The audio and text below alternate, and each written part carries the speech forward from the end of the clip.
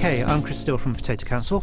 I'm here at Winterton Farm in almost sunny Pembrokeshire, and I'm here to talk about potato blight, what the Potato Council is actually going to be doing about potato blight, and slug control. Basically, slugs cost the agricultural industry £200 million a year, potato industry £6 million a year, so it's a case of making sure you actually know the type of slugs you've got, because they do differ, and also the timing of applying slug pellets, and also the different types of slug pellets that you can apply. There is a big difference between methylcarbon metaldehyde and iron phosphate.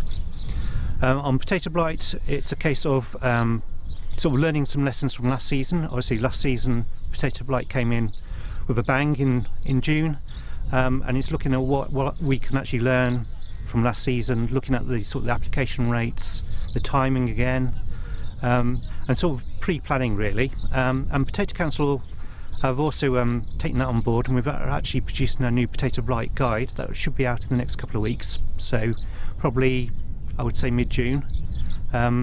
We've also got a new soil management guide coming out, and an also irrigation guide as well, which all cover potato blight in some form or another.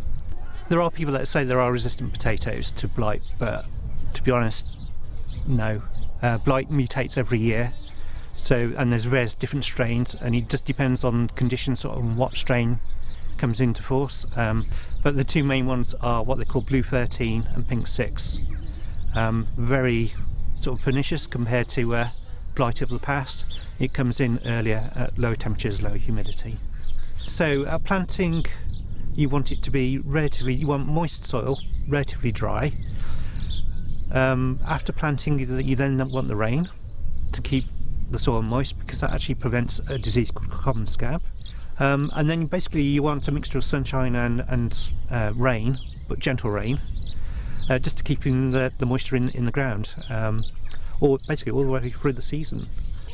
What you want to be doing really before that is actually looking at the variety of potato you're growing. If it is prone to blight, then you need to plan beforehand. You need to keep your eye on the temperature and humidity, which would be classified as the Smith period, which is temperature of 10 degrees and a humidity of 90% for 2 days consecutively. So then you have to go in, almost anticipate, I guess, and you go in with a preventative spray.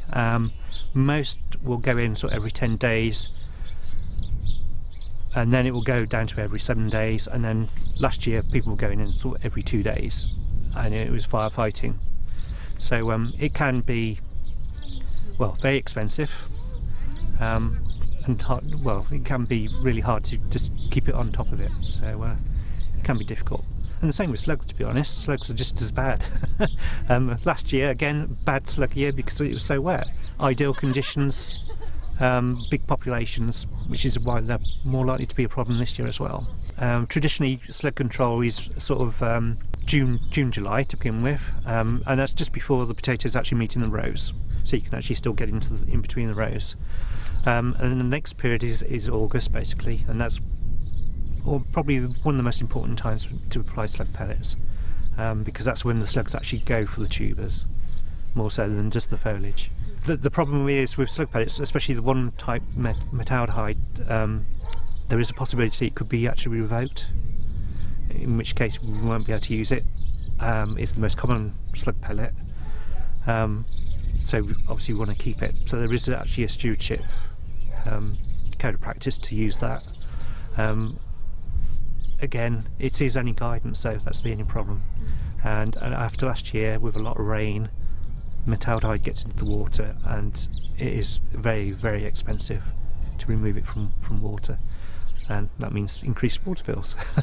So that's something we don't really want.